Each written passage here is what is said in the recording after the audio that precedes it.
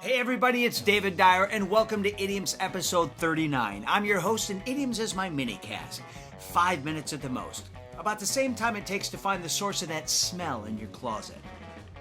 And as the name implies, I talk about idioms. Those phrases we say in everyday conversation that seem completely out of place, yet you know exactly what they mean by the way they're being used. Good, so let's go. This is Idioms episode 39, and the idiom we're going to cover today is going to hell in a handbasket. You've heard it! So I met Axel years ago when we were both playing on the church softball team. And let me tell you, what a specimen. Great looking guy, athletic, artistic, the works.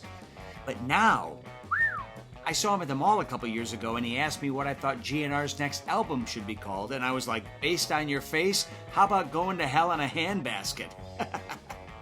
He had his security guard punch me in the face, but I got it on video, just in case I need it for the royalties dispute. Literal meaning, traveling to Sinner Central tucked inside a wicker carryall. Contextual meaning, a way to describe a situation that is rapidly deteriorating and headed for disaster.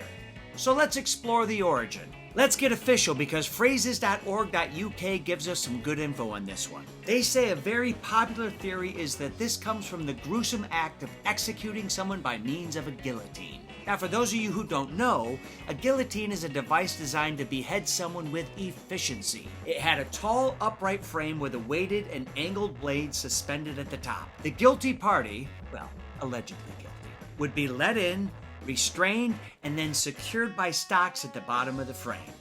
Once they were locked in, the blade was released and whammo, lights out. And this was in public, in front of a crowd.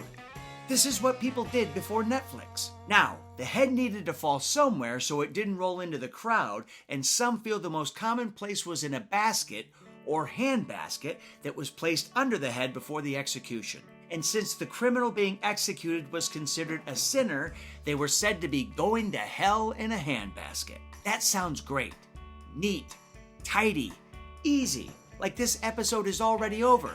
Except, guillotines were invented in the 18th century, and the phrase dates all the way back to the 17th century, where it was written in the weekly paquet of Advice from Rome, or the History of Popery 1682, that read, "That noise of a popish plot was nothing in the world but an intrigue of the Whigs to destroy the king's best friends, and the devil fetch me to hell in a handbasket." Life just can't be that easy, can it? There are several forms of the phrase that highlight different modes of transport to the afterlife, and worldwidewords.org says one of the more common ones was going to heaven in a wheelbarrow, which actually sounds kind of fun. But at the time, the fact that you were being wheeled into heaven paradoxically actually meant that you were going to hell. I don't get it either. Don't shoot the messenger. This supposedly relates to a stained glass window in St. Mary's Church in Gloucestershire that depicts a scolded wife being taken away in a wheelbarrow by the devil.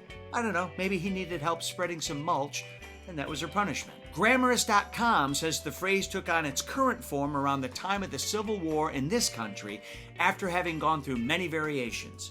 In 1864, Judge Buckner Morris said, "Send abolitionists to hell in a handbasket." Buckner Morris. Greeting card writer on the side. So why did handbasket replace wheelbarrow? Well, like so many of these things, it comes down to alliteration. It simply sounds better. Going to hell in a handbasket just flows better than wheelbarrow. And because it was easy to say, people started using it to describe any situation that was starting to come apart at the seams. In fact, I would argue that this idiom has never been more relevant. The whole world is going to hell in a handbasket right now, and I have several unfinished home improvement projects to prove it. By the way, who out there is good at drywall? I mean, you're going to have to be really good. I screwed up. So that's it. Episode 39 of Idioms is complete, and I've got a big head, so I'm not sure my cabeza would even fit in a handbasket. I'm your host, David Dyer. Thanks for listening. Check back for new episodes every Tuesday and Friday, but until then, I'll catch you on the flip side.